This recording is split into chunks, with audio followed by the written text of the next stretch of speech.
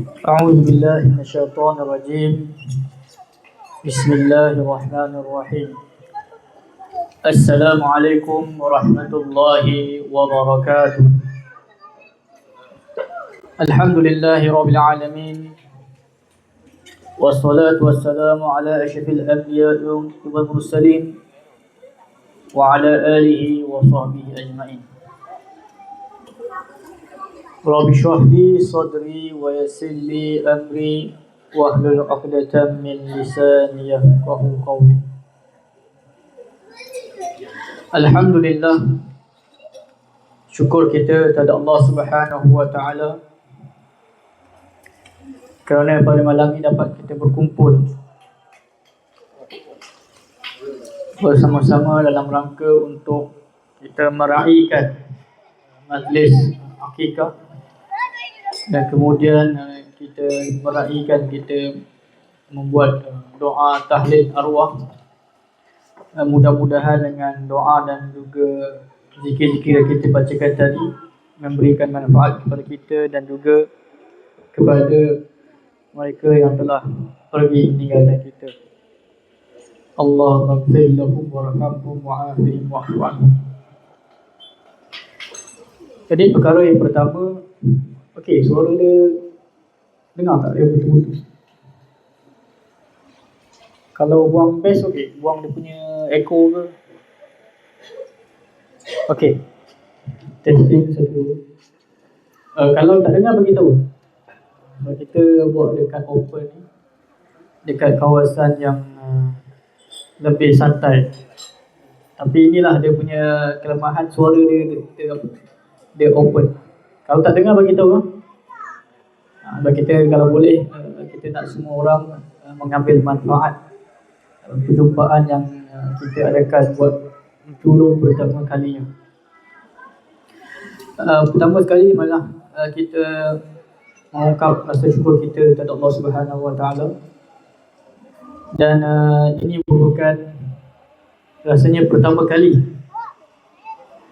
betul, Pak pertama kali kita menghimpunkan dua belah keluarga, baik daripada sebelah pihak Pak Teh dan juga pihak Mak Teh. Dan dalam majlis ini juga kita mengharapkan turunnya rahmat Allah Subhanahu wa taala, keberkatan, rahmat, kasih sayangnya dan pengampunan daripada Allah Subhanahu wa taala. Dan sebelum kita pergi lebih kepada tajuk perbincangan kita pada malam ini, saya mengucapkan jutaan terima kasih kepada tuan rumah Pak Teh Zaidi dan juga keluarganya yang menjemput kita semua untuk hadir pada malam ini. Mudah-mudahan dengan majlis seperti ini akan murahkanlah rezeki ahli keluarga yang menjemput dan mereka yang hadir. Bahkan ada doa Nabi SAW ajar, ya? Kalau kita pergi makan rumah orang, ada doa dia. Apa doa dia? Apa? Terima kasih, ya? Apa ucapan? Ada doa. Doa kepada orang yang memberi makan, ya? Jadi apa doa dia? Allahumma barik lahum fima razaqtahum. Allahumma barik lahum fima razaqtahum. Ya Allah, berkatilah mereka. Ya, Allahumma barik lahum, berkatilah mereka fima razaqtahum, apa yang diberikan rezeki kepada mereka. Maksudnya kita doakan supaya rezeki mereka yang memberi kita makan ni rezeki mereka lebih murah. Itu doa dia. Jadi lepas ni kita orang Melayu kita ni selalu dapat jemputan makan. Tapi bila lepas makan dia keluar macam tu. Sebenarnya ada doa. Allahumma barik lahum fima razaqtahum. Allahumma barik fima razaqtahum. Yang kedua, marilah kita berselawat ke atas junjungan besar Nabi Muhammad sallallahu alaihi wasallam. Seterusnya ke atas ahli keluarga baginda, para sahabat radhiyallahu anhum ajmain serta mereka yang mengikuti dengan baik. Apa khabar semua? Alhamdulillah. Rasanya dah dapat kambing ni semua dah macam mata tu macam apa? Kambing kata lagi kan? Jadi malam ni bila Pak Teh kata Pak Maghrib ni nak buat di luar, saya rasa ni program santai. Kalau dalam ni dah jadi kuliah. Kan? Jadi program santai. Zaman kita orang dulu buat baru ni buat program perkemahan. ada api tengah. Lepas tu ustaz tu ceramah, kita dengar lah. Santai, memang tu santai. Lepas tu hujan. Tak bergerak. Itu semua dah. Dia hujan detik-detik. Ya, jadi memang nampak lah. Dan sebenarnya itu lebih masuk. Sebab dan kita dapat berinteraksi dan dapat secara, kadang-kadang kalau kita tadi dalam tu, mungkin kita duduk dalam tu dengar ceramah, kepala dah fikir kambing. Kan? Mungkin lah. Dah fikir nak mandi kolam dan sebagainya. Tapi di luar ni dia lebih santai. Dan majlis seperti ini, kita ada hadis Nabi SAW. Sabda Nabi SAW, man salaka tariqan yaltamasu fihi ilman sahalallahu bihi tariqan ila jannah. Barang siapa yang menempuh jalan untuk mendapatkan ilmu, maka Allah permudahkan bagi jalan ke syurga. Maksudnya tuan-tuan, bila kita pergi belajar, kita pergi dapatkan ilmu, maka jalan ke syurga ni mudah. Dan kita akan lihat kenapa yang mudah. Maksudnya bila kita dapat sesuatu ilmu tu, kita dapat amalkan, dapat sampaikan, dan insya-Allah jalan kita ke syurga tu dimudahkan. Dan juga dalam majlis ilmu ni turunnya para malaikat, turunnya Allah SWT para malaikat mendoakan keampunan buat mereka yang berada dalam majlis ilmu. Sebab tu rugilah kalau kita sekadar makan saja. Jadi kita nak makan rohani, juga makan jasmani. Jasmani dah selesai, masih ada lagi tengah makan, dan kita nak juga makan rohani. Dan saya memang bersyukur malam ni dapat juga ahli keluarga semua hadir. Yang tak kenal kita jadi kenal, yang dah kenal kita lagi rapatkan. Mudah-mudahan majlis-majlis inilah yang kita akan dapatkan lebih banyak, kita buat lagi lah. Saya doakan Pak Teh ni yang pertama yang sulung, yang pertama pembukaan. Mungkin lepas ni boleh buat setiap bulan ataupun buat di rumah dan lain tu, tukar-tukar musim kan. Jadi benda-benda tuan-tuan, tadi Pak Teh sebut yang usroh ni bahasa Arab lah. Usroh ni keluarga. Kalau di universiti Jayawardi ni circle, bulatan masuk macam ni ada lepak. Ada orang dia tukar-tukar, macam zaman sekarang saya tengok dia panggil podcast. Duduk macam tu bincang. Tapi kalau bahasa moden lepak mamak. Tapi bincang perkara-perkara yang bermanfaat. Dan tidak ada perkara yang lebih bermanfaat melainkan perkara yang ingatkan kita kepada akhirat. Perkara yang ingatkan kita kepada akhirat. Sedar tak sedar tadi kita baca doa untuk Allah yarham dan Allah yarhamah. Mereka yang kita telah sebutkan tadi itu semua telah berada di satu alam. Kan? Diorang dah alam lain dah. Dan sebenarnya mereka semua tu dah selamat. Kita yang masih hidup ni yang masih belum tahu selamat ataupun tidak. Dan alam sana berbeza dengan alam sini. Alam kita ni kita panggil alam untuk bercucuk tanam. Sana tu tempat diorang berehat. Saya tadi sebelum datang ke sini, Allah uji dengan kereta rosak. Kereta rosak yang sampai pukul 7. Nampak sikit. Bila saya fikir kereta rosak tu, sebab apa? Apa yang berlaku ni semua adalah untuk kita belajar sesuatu. Ada untuk kita fikirkan. Bila kereta rosak tu, kita nak pergi perjalanan, maksudnya bila kereta rosak, takkan kita nak teruskan perjalanan. Kita kena cek kenderaan baru. Sebab tu saya terfikir di akhirat. Kalaulah kita di akhirat kita tersangkut, adakah pengangkutan yang beruruskan kita? Kalau kita belajar ni, kita teliti, sebenarnya bila dah alam akhirat, dia tidak ada bantuan boleh diberikan. Sebab tu bekalan ni sekarang. Sampai sana bukan nak cari bekalan, sampai sana tunggu keputusan. Sama ada keputusan yang baik ataupun yang tidak baik. Jadi pada malam ni saya memilih sepotong ayat Al-Quran. Lepas tu bila malam tentang tema keluarga kan, jadi kita pun kena cari ayat yang berkaitan dengan keluarga. Dan saya jumpa satu ayat yang sangat cantik. Nombor dia surah ke-66, surah At-Tahrim, dan ayat yang ke-6. Jadi apa nombor dia? 6. Jangan buat nombor pula kan. Nak bagi tahu maksudnya tak cukup. Tak ada pengalaman. 666. 666. Surah ke-66 ayat yang ke-6. Jadi saya akan bacakan dan tuan-tuan ikutlah. Boleh? Tak panjang pun, ayat dia pendek. Dan saya pun akan baca dalam bentuk potongan saja. A'udzu billahi minasyaitonir rajim. Bismillahirrahmanirrahim. Ikut.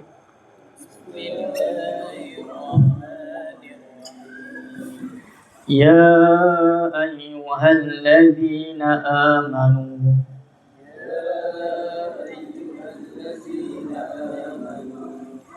qu anfusakum wa ahlikum nara wa quluhan nas wal hijarah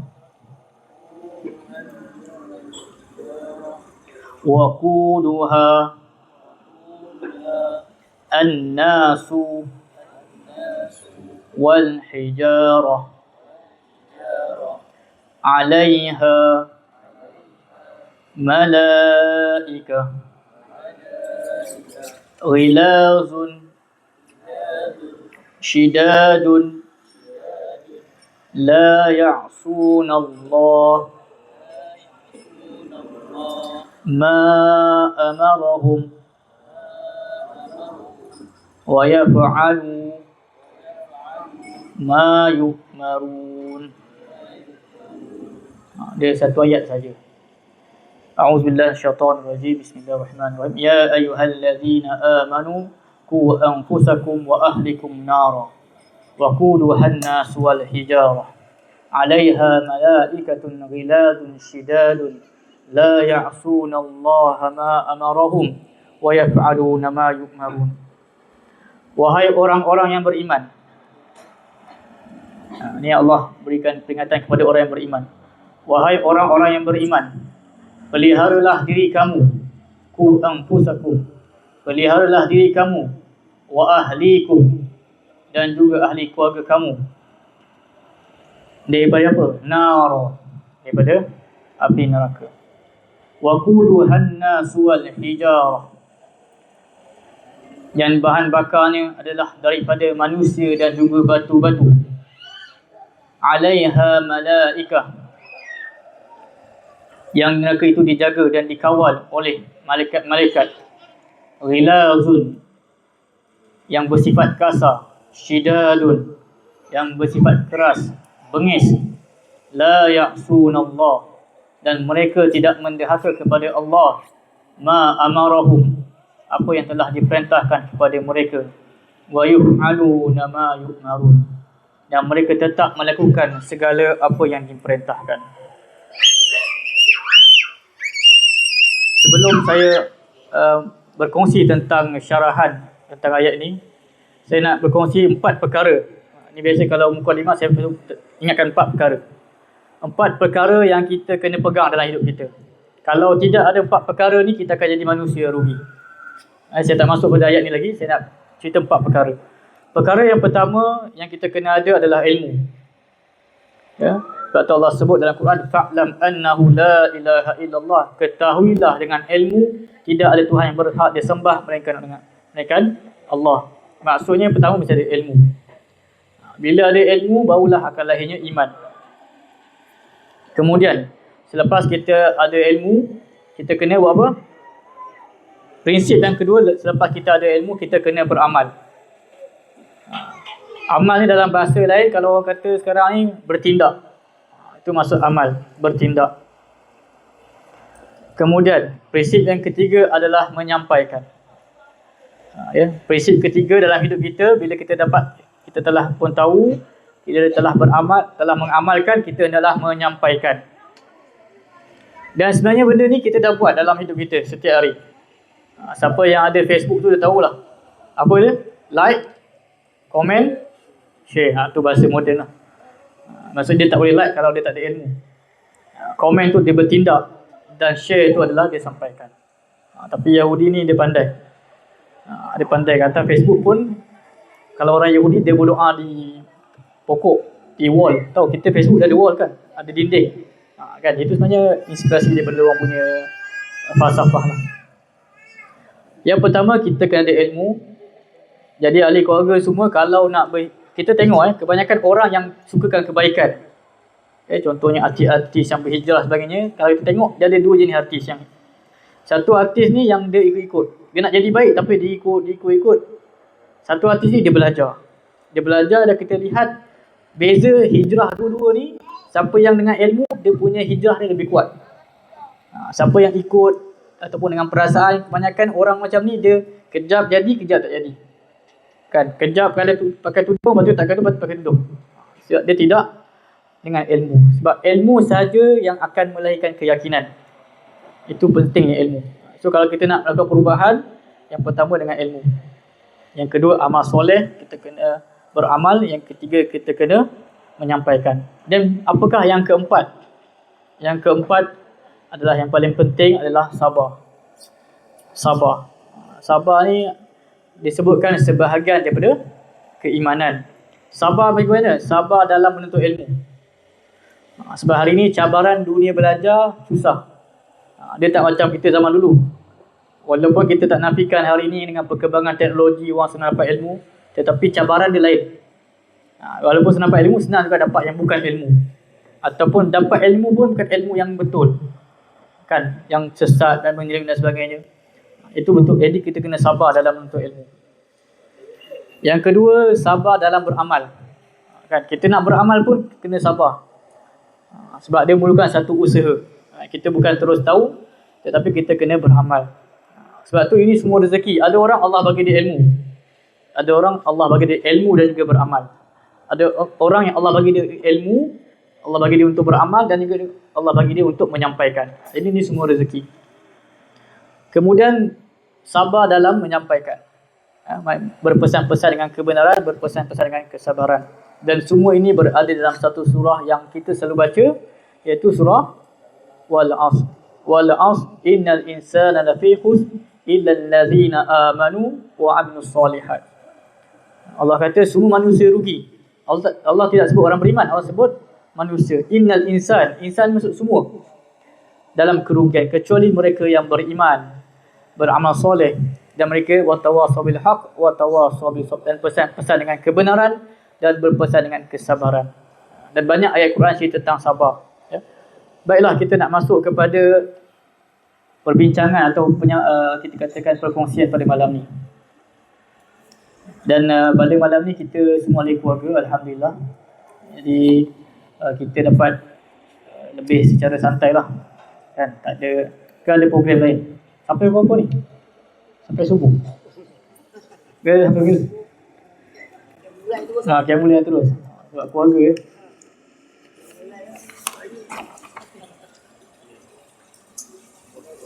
Jadi tentang bila sebut keluarga ni, mungkin ada di antara kita sini yang hubungannya suami isteri.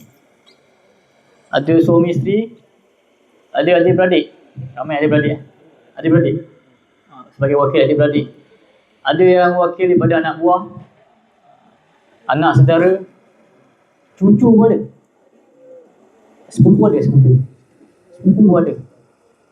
Besan pun ada.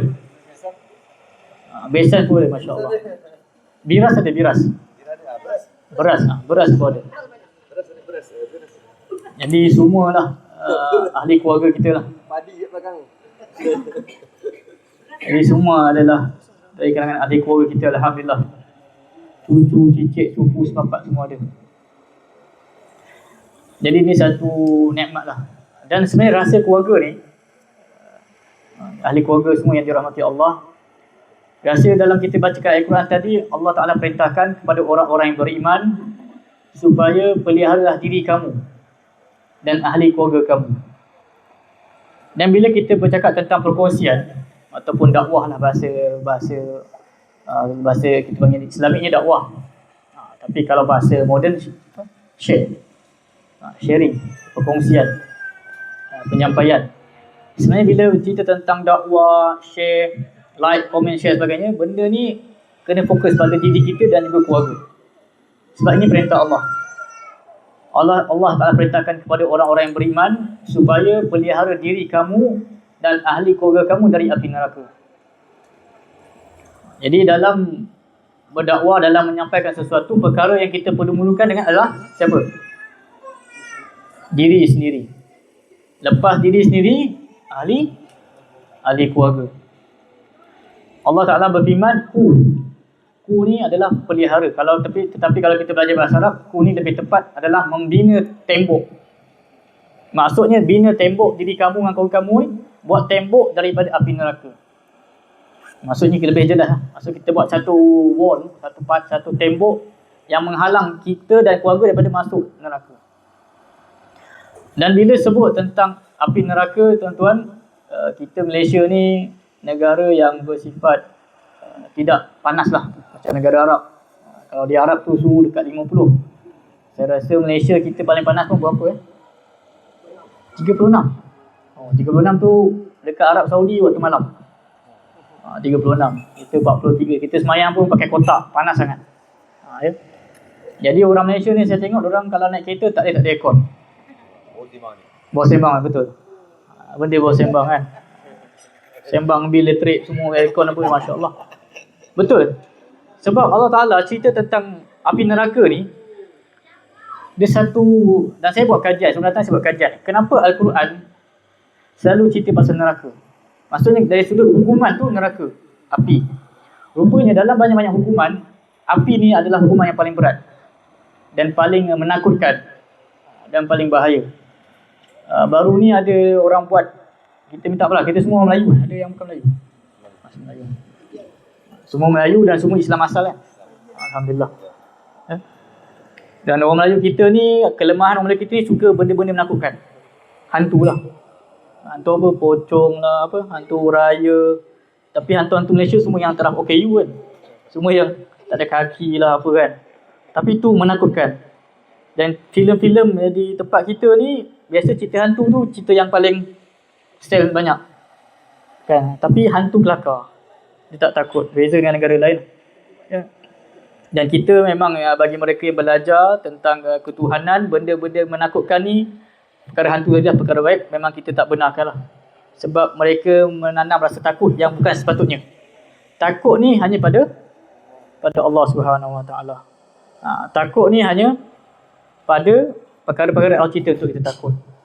Allah cerita tentang nara, tentang api neraka. Dia saya sebut pasal aircon tadi, kita memang orang Malaysia ni memang tak boleh kalau panas. Mesti ada aircon, mesti ada kipas dan sebagainya. Kan bayangkan di akhirat kelak, na'udzubillah, tentang dahsyatnya api neraka. Ya. Dan kita kena tahu, dalam kehidupan kita ni kita ada beberapa fasa. Yang kita namakan sekarang, kita berada di fasa dunia. Dunia kan ni kalau terjemah bahasa Melayu, bahasa yang permulaan. Bila permulaan, dia ada pengakhiran, iaitu hari akhirat. Sebelum kita masuk ke alam akhirat, tadi kita ada doakan mereka-mereka telah pergi. Semuanya tadi itu mereka berada di akhirat, mereka dia berada di satu alam, iaitu alam barzah. Alam barzah. Ada tak yang kita doakan tadi itu yang baru saja meninggal? Ada? Awal. Yang kita doa tadi yang baru meninggal siapa? Yang paling latest meninggal? Siapa? Tak, yang paling dekat dengan baru saja meninggal. Awal baru berapa tahun? Tak sampai setahun, 2 tahun. 6 bulan baru. Masya-Allah. 6 bulan 2. Yang paling lama? Yang paling lama meninggal yang kita doakan tadi? Dia meninggal tahun bila?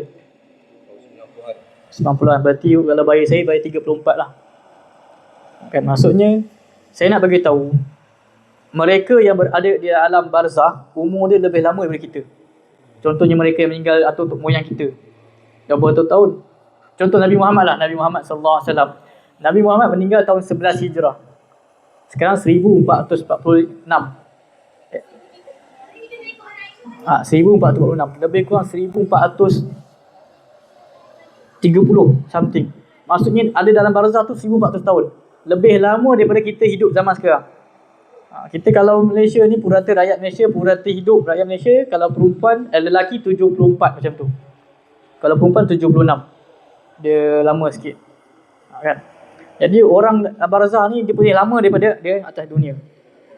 Tetapi alam akhirat ni dia berbeza. Dia tidak ada masa, dia selama-lamanya. Dan bila kita melihat, bila kita dikebumikan, kita masuk dalam barzah, dan kemudian kita akan pergi ke alam akhirat. Untuk ke alam akhirat tu, proses dia panjang. Kita akan berada di padang nama padang mahsyar. Ini gambaran tuan-tuan supaya kita tahu neraka ni dekat ke tak dengan kita. Tuan-tuan rasa neraka ni dekat ke tak? Saya akan ceritakan. Jadi bila kita berada di padang mahsyar, kita akan diserahkan buku catatan amalan. Kita semua berkumpul. Dikatakan dahsyat di padang mahsyar ni, dia katakan peluh tu sampai di mana? Sampai lemas. Dahsyat, kita tak boleh nak bayangkan dahsyat di padang mahsyar ni. Dia punya peluh dia kata sampai, ada yang kata paras leher. Sebab tu orang yang azan itu kelebihan. Siapa yang jadi muazzin di padang mahsyar, leher dia akan dipanjang. Itu Allah berikan kelebihan kepada orang yang azan. Jadi di padang mahsyar kita berkumpul beramai-ramai, dan di situlah kita akan diserahkan buku catatan amalan. Maksudnya kebaikan yang kita buat, kejahatan-kejahatan yang ada, maka akan dibentangkan. Dan kalau kita terima buku tu di sebelah kanan, maka beruntunglah kita. Kalau kita terima buku di sebelah kiri, maka celakalah kita. Ya? Dan selepas diserahkan buku catatan amalan, kita buat apa? Kita akan dibawa untuk ke mahkamah. Ini semua tuan-tuan menunjukkan keadilan Allah. Allah boleh je kita sampai pada mahsyar, Allah masukkan neraka, masuk syurga. Tapi tak. Allah nak tunjukkan keadilan Allah Ta'ala. Allah nak tunjukkan kehebatan Allah, maka kita semua diadili. Kita akan dibawa ke mizan untuk timbangan amalan. Dan timbangan amalan ni lah banyak yang orang akan tebus-menebus. Siapa yang ada hutang masa itulah dia akan minta dan sebagainya. Dan kita tuan-tuan, kita semua mungkin ada doa. Kita ada doa yang kita katakan yang tak mustajab mungkin. Doa mungkin doa dia semua mustajab. Sebab doa ni ada beberapa cara. Ada doa yang bila kita minta kepada Allah, Allah terima, Allah makbulkan. Doa yang kedua, ada doa yang kita minta, Allah tidak makbulkan, tetapi Allah akan ganti dengan benda lain. Allah ganti benda lain. Contohnya mungkin diminta nak dapat Myvi kot, tapi Allah bagi dia Belfire. Allah ganti lebih baik. Kan, sebagai contoh. Doa yang ketiga, yang pertama dia minta, Allah terus bagi. Yang kedua, Allah ganti lebih baik. Yang ketiga, doa tersebut Allah simpan untuk akhirat. Sebab doa di akhirat adalah lebih mustahak, lebih diperlukan. Jadi selepas kita berada di timbangan, maka kita semua akan pergi ke mana? Dah habis dah. Kita punya serahan buku catatan amalan semua dah habis. Kita nak pergi mana? Titian sirat. Lepas ini pergi mana? Pergi syurga. Neraka kat mana? Neraka kat mana? Kita sekarang ni dapat buku catatan amalan, nak pergi ke syurga. Tetapi kita akan satu jambatan yang nama jabatan adalah jabatan Titian Sirat. Tuan-tuan ada juga perbincangan. Kita akan pergi satu jabatan yang disebutkan jabatan tersebut rambut di belah 7. Maksudnya begitu dahsyatlah. Dan kita akan masuk terus tu, masuklah syurga. Jadi jabatan tu sebenarnya di bawah jabatan itulah ada api neraka. Ya, adanya api neraka, dan dikatakan dalam hadis, bahkan dalam surah Al-Basar tersebut akan ada penarik, dia akan tarik, dia akan kaut daripada bawah tu akan kaut, dan mereka kena kaut itulah yang akan masuk dalam api neraka. Jadi kita semua ni kalau ikutkan kita punya trip kita nak ke akhirat ni, memang kita kena semuanya melalui neraka. Akan melalui neraka. Nara. Persoalannya, adakah kita akan melepasi titian sirat dengan cemerlang? Dikatakan titian sirat tu mengikut amal masing. Ada yang sepatas kilat, ada yang seperti bayi yang baru merangkak, ada yang kata seperti naik kuda. Itu adalah mengikut amalan masing-masing. Dan benda ni kalau kita perasan ada juga dengan apa yang kita nampak atas muka bumi ni. Siapa yang duduk KL ni biasa ada smart tag, Ada bagi Tashengo, ada RFID, kan macam-macam. Jadi semua tu ikut amalan masing-masing. Siapa yang tu yang tak ada, kurang sikit bajet, duduk belakang lah, kena beratur satu-satu. Siapa yang ada bajet sikit pakai Tashengo. Siapa yang VIP macam mana? Lalu tak? Tak ada. Baru ni saya nampak ada escort tu, rupanya polis akan tahan. Dia akan palang tu dia tahan. Dia tak bagi jatuh. So VIP dia tak payah. Dia lalu je. Tapi dekat akhirat ada VIP trip. Tapi VIP trip ni tak ramai dapat, 70,000 orang. Nabi sebut akan ada umatku yang akan masuk syurga tanpa hisap. Maksudnya dia sampai je pada mahsyar, diorang ni semua ni 70,000 orang ni pergi ke syurga terus. Itu dahsyat. Lepas tu kita kena belajar lah apakah ciri-ciri yang disebutkan. Cuma malam ni saya nak kongsikan tentang ayat ini, menerangkan kepada kita tentang nara, tentang dahsyatnya api neraka. Dan Allah sebut waquduhan nasu wal hijarah. Dan api neraka ni dia punya batu dia adalah daripada an-nas, daripada manusia, dan juga al-hijarah, iaitu batu-batu. Dan dalam tafsir menerangkan batu-batu yang dimaksudkan adalah berhala lah, yang orang sembah. Batu tu yang akan dibakar. Dan di sana disebutkan alaiha malaikah. Di dalam neraka ni Allah sebut ada malaikat ghilazun, malaikat yang sangat kasar, yang sangat bengis, yang menakutkan. Dalam hadis disebut, dia kata yang bertaring hitam, yang memang mengerikan. Dan ada juga sebut namanya. Apa nama malaikat yang jaga neraka? Malaikat Munkar Nakir dalam alam kubur. Apa lagi malaikat apa? Malaikat apa yang kita tahu nama yang jaga neraka? Malik. Lagi? Az-Zabaniyah. Zabaniyah. Malaikat Zabaniyah, malaikat yang Malik ni dia penjaga pintu. Zabaniyah ni dia yang menguruskan siksaan dalam tu. Zabaniyah. Jangan letak nama anak Zabaniyah pula. Sebab saya faham keluarga kita ni banyak huruf Z. Kan? Huruf Z. Atau rumah huruf Z. A sampai Z. Zabaniyah. Tapi nama pun gerut. Zabaniyah. Kan? Zabaniyah. Zabaniyah tak? Zabaniyah. Zabaniyah. Malaikat yang menggerunkan. Dan sifat malaikat Zabaniyah ni memang dia tidak ada perasaan kasih sayang walaupun sebesar zarah. Dikatakan sangat kejam, sangat bengis, dan malaikat Zabaniyah lah yang akan menyiksa ahli neraka. Dan mereka ni tidak langsung bermaksiat pada Allah. La ya'sunallah. Mereka tak bermaksiat. Maksudnya kalau orang ahli neraka tu minta tolong, tak ada simpati, dia akan buat seperti dia suruh. Ma amarahu, apa yang Allah perintahkan. Wa yuf'aluna ma yu'mar, dan mereka ni akan melakukan segala yang diperintahkan. Apa yang Allah perintah, maka mereka, iaitu malaikat Zabaniyah ni, akan melakukan tanpa perasaan belas kasihan.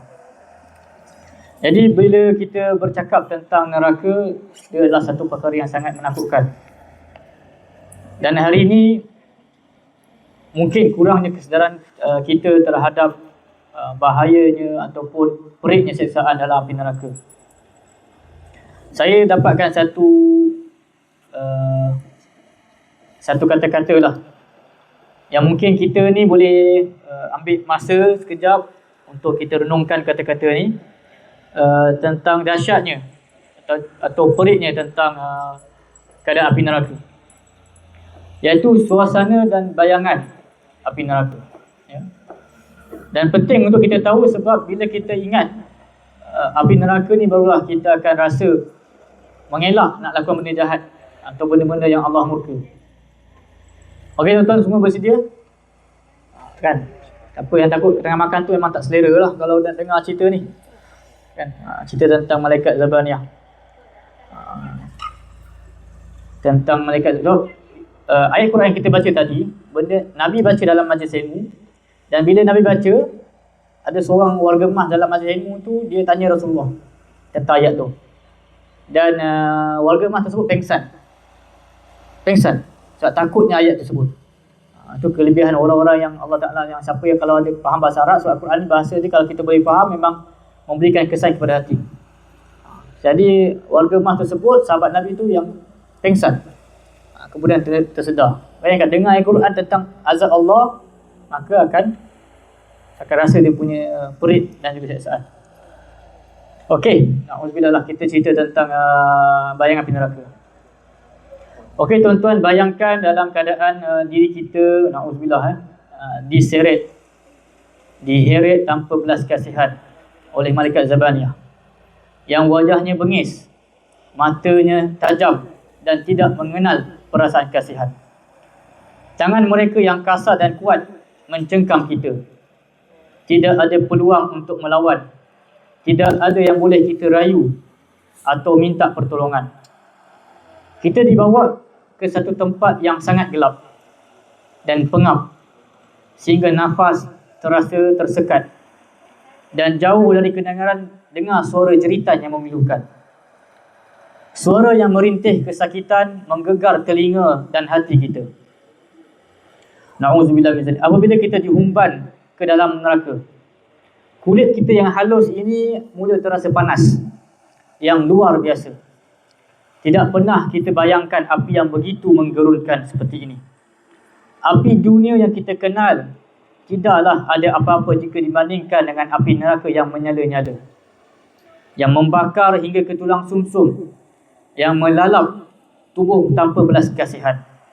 Dalam hadis Rasulullah SAW, baginda menyebutkan bahawa api neraka itu 69 kali lebih dahsyat daripada api dunia. 69 kali lebih dahsyat. Bayangkan bagaimana tubuh kita dihancurkan berulang kali. Setiap kali kulit terbakar, ia digantikan dengan kulit yang baru. Sakitnya tidak dapat dibayangkan, tetapi ia tidak boleh berhenti. Malaikat Zabaniyah yang kasar dan juga keras melihat kita dengan pandangan yang tajam dengan penuh kebencian. Mereka tidak ada belas kasihan, tidak ada simpati. Jeritan kita, rintihan kita tidak akan menggugah hati mereka. Mereka akan terus menyeksa tanpa belas kasihan. Allah telah menciptakan mereka dengan satu tujuan sahaja, dan mereka hanya menjalankan perintah tanpa keraguan sedikit pun. Mereka membelenggu kita dengan rantai dari api. Panasnya mencengkam, menyusup ke tulang belulang, membuatkan tubuh menggigil dalam kesakitan yang tak terbayangkan.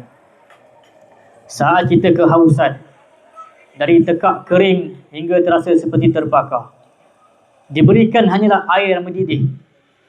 Dalam neraka ni dia air mendidih saja, dia tak ada air sejuk. Diberikan air mendidih yang panasnya melampaui apa yang dapat kita bayangkan. Seteguk sahaja akan membuatkan usus kita hancur, terbakar dari dalam. Tidak ada setitik air sejuk pun untuk meredakan. Tidak ada bantuan atau kelegaan sekalipun.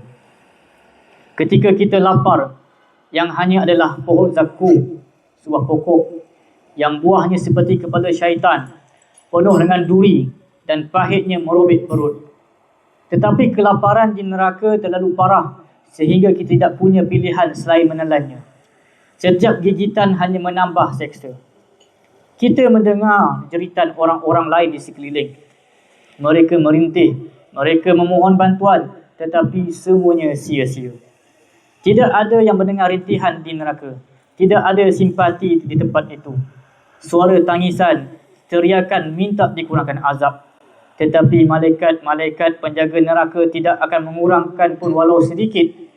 Jeritan itu menambah kengerian, tetapi juga menambah putus asa. Kerana kita tahu tidak ada jalan keluar, tidak ada akhir bagi penderitaan ini. Setiap saat adalah penderitaan tanpa henti. Di dunia, apabila kita sakit, kita ada masa untuk sembuh, ada masa untuk lega.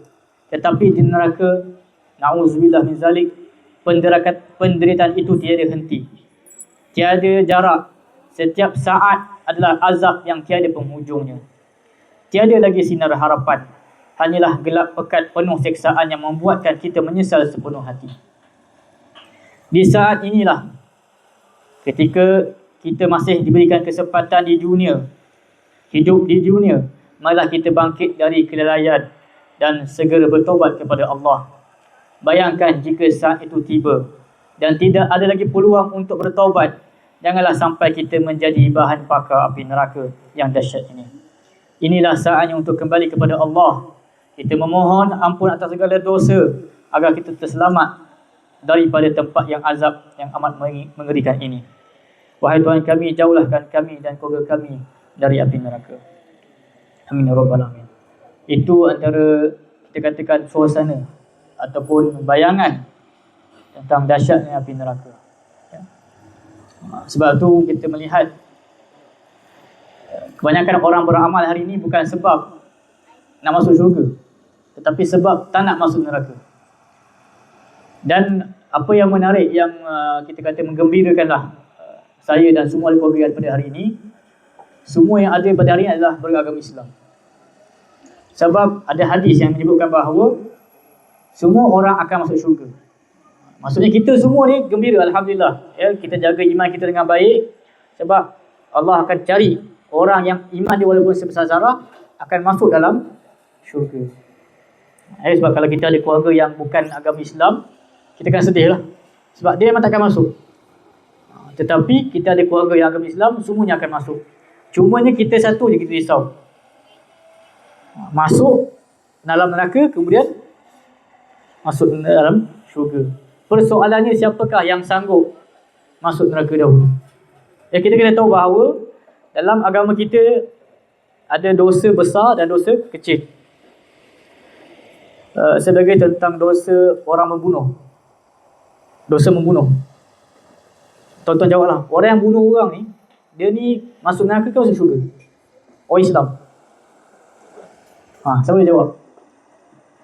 Orang yang pembunuh, dia masuk syurga ke masuk neraka? Senang cerita buat dosa besar lah. Apa jawapan? Neraka lah. Kesian lah masuk neraka. Orang yang mencuri, orang apa ya? Orang berzina, orang yang jahat lah, memang kita kata masuk neraka. Secara teorinya begitu, tetapi di akhirat jawapannya bukan begitu. Di akhirat, sebab kita dah tahu neraka panas dia 69 kali ganda dunia. Dan kita tahu Allah SWT dia ada sifat Ar-Rahman. Kita selalu baca Bismillahirrahmanirrahim. Bahasa mudah, kasih sayang Allah. Kita semua ni, kita yang ada pada hari ni, kita ahli keluarga. Sayang tak keluarga? Sayang tak isteri? Sayang tak anak? Sayang tak cucu? Sayang siapa? Anak buah semua. Sayang tak? Sayang. Sayang tu bagaimana? Dalam hadis mengatakan bahawa kasih sayang Allah bagi kepada kita ni cuma 1 daripada 100 yang Allah turunkan. Yang kita rasa kita dah sayang ni, dalam sifat Allah cuma 1/100, 1%. Maksudnya 99 punya sayang dekat akhirat. Allah Ta'ala bagi kita kasih sayang ni, bagi kita rahmat ni, hanya 1/100. 99 Allah simpan. Dan kata Allah hanya sifat Ar-Rahman Ar-Rahim ni, sifat kasih Allah lebih banyak daripada sifat murka Allah. Sebab tu kalau tengok syurga ada berapa? Ada berapa tingkatan syurga? Ada 7, 8. Syurga ada 8, neraka ada 7. Lebih 1, maksudnya tunjukkan rahmat Allah Ta'ala lebih luas. Jadi mereka yang melakukan dosa-dosa besar, jawapan dia ada 2. Yang pertama, Allah Subhanahu Wa Ta'ala berhak masukkan dia dalam syurga. Walaupun dia buat dosa besar, walaupun dia jahat, asalkan Islam, Allah berhak masukkan dia dalam syurga. Sebab itu Allah punya hak. Sebab itu adalah kasih sayang Allah Ta'ala. Kan, dia jahat ke dia apa, tapi di Islam Allah boleh masukkan dalam syurga. Sebab itu hak Allah. Tetapi kita kena tahu, Allah boleh masukkan dia dalam neraka juga. Sebab keadilan Allah. Allah Maha Adil, jadi dia ni buat salah, maka Allah dengan keadilan Allah, Allah boleh masukkan dia di dalam neraka. Sebab tu kalau kita belajar dalam akidah, Ahlus Sunnah wal Jamaah mengatakan bahawa orang yang buat dosa besar, di akhirat kedudukan mereka adalah di atas kehendak Allah. Dalam dunia memang kita kata kau ni jahat, kau ni masuk penjara dan sebagainya, tetapi di akhirat tiada jawapan, melainkan Allah saja yang tahu. Sebab tu kita pernah dengar cerita bagaimana seorang yang beribadah 1000 tahun tapi dia masuk neraka. Sebab kita tahu bahawa kita masuk syurga ni pun bukan sebab amal ibadah. Kita jangan sangka kita lakukan ibadah ni menyebabkan kita masuk syurga. Itu semua kasih sayang Allah Ta'ala. Sebab apa yang kita buat ni takkan sama dengan apa yang Allah bagi kepada kita. Yang mana cerita seorang ahli ibadah 1000 tahun, bila sampai di akhirat, dia kata, ya Allah, aku nak masuk syurga. Ya Allah kata, kenapa masuk syurga? Sebab aku beramal 1000 tahun.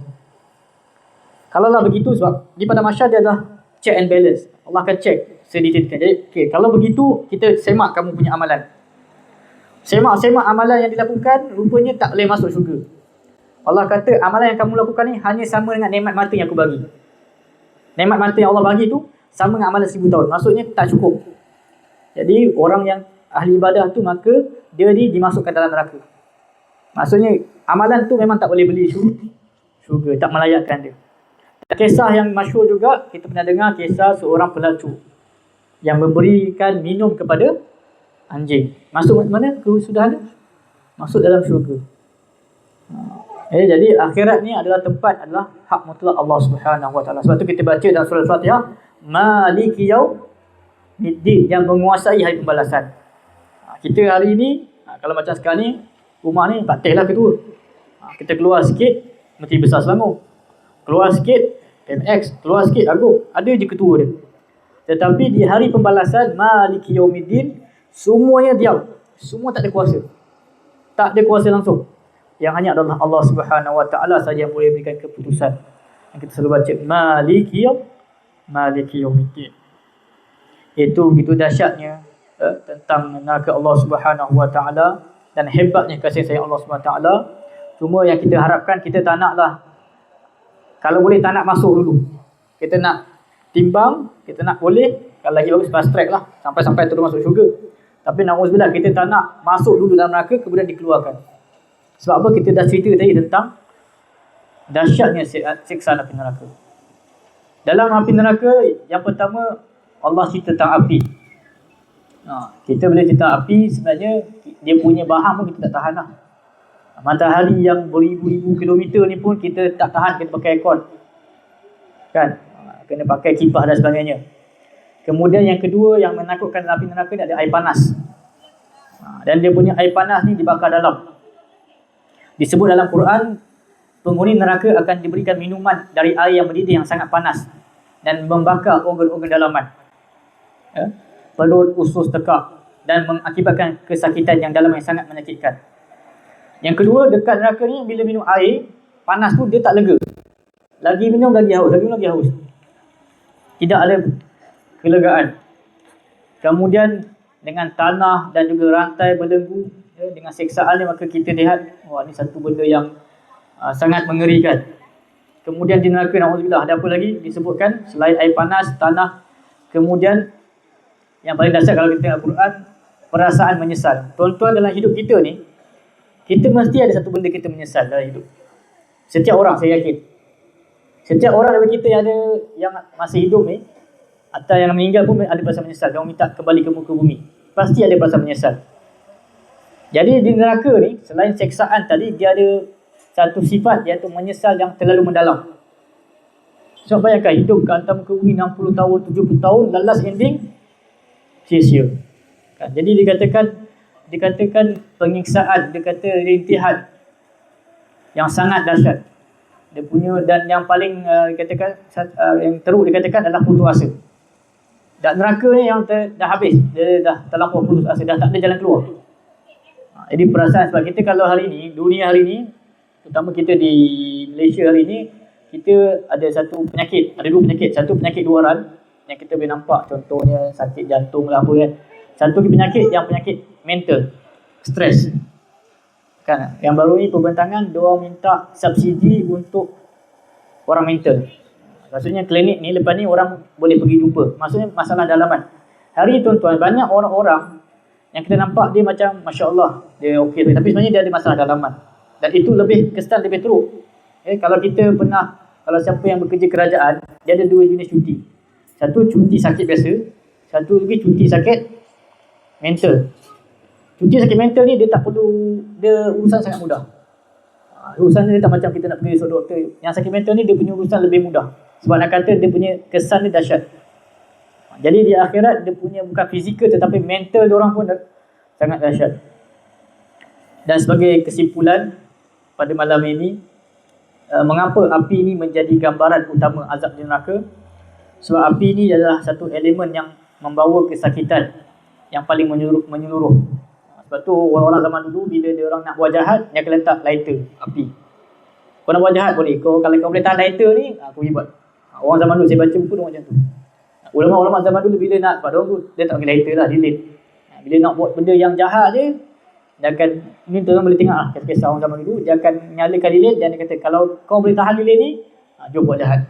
Nak katanya diorang nak buat film macam tu.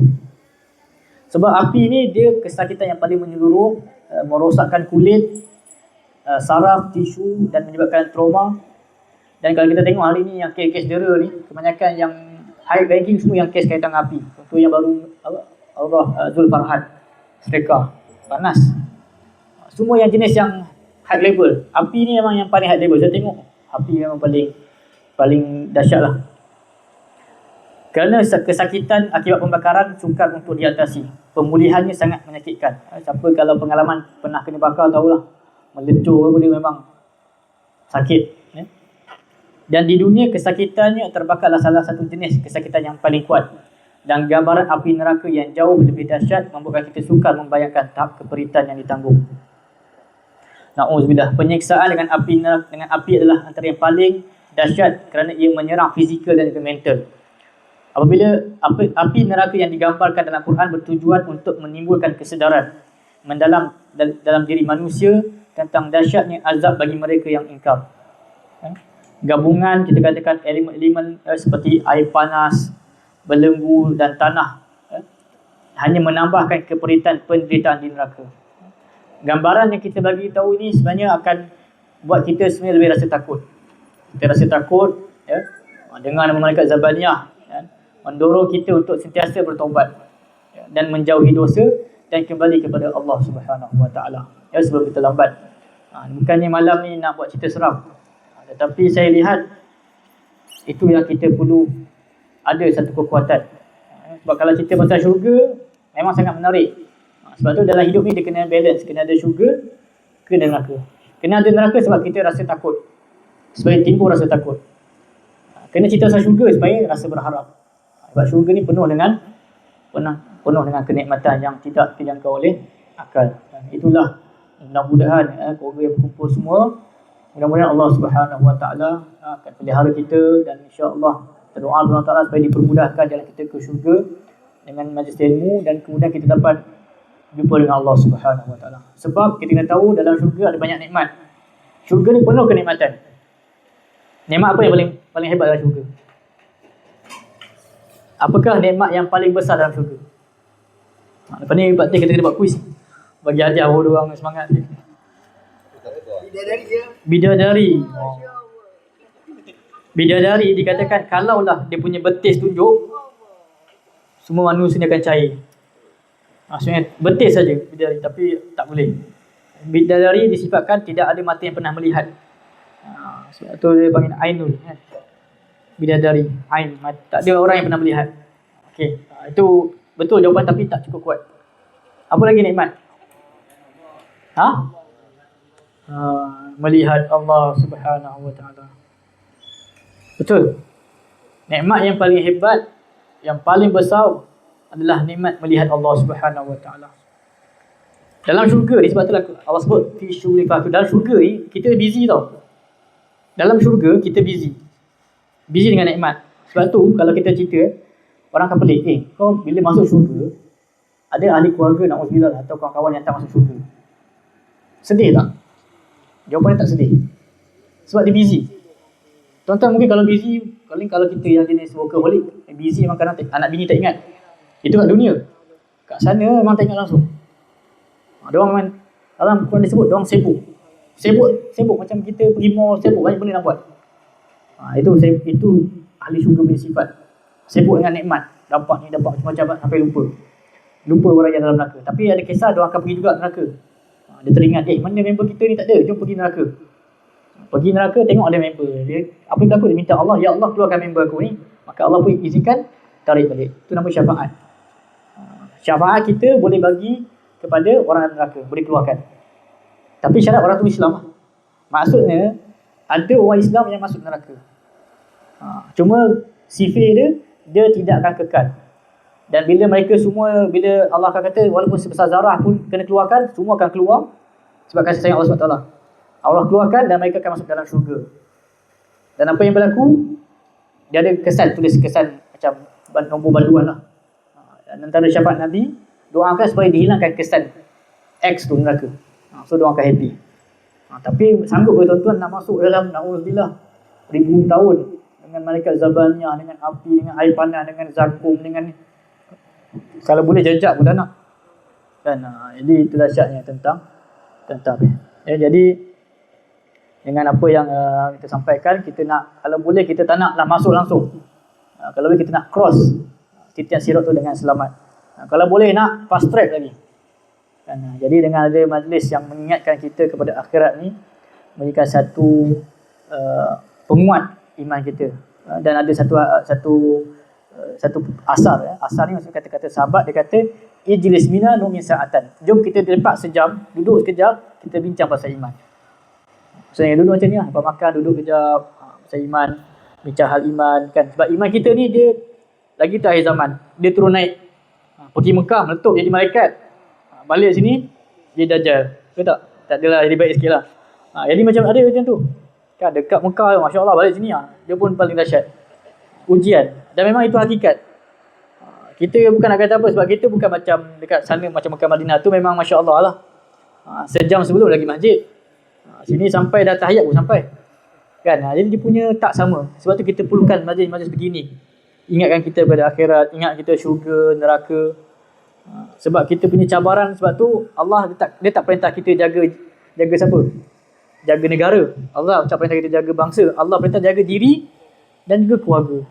Itulah perintah Allah SWT. Maksudnya benda yang kita boleh jaga. Ku anfusakum wa ahlikum nar. Pelihara diri kamu dan ahli keluarga kamu dengan api neraka. Jadi itu sajalah untuk pada malam ni. Dan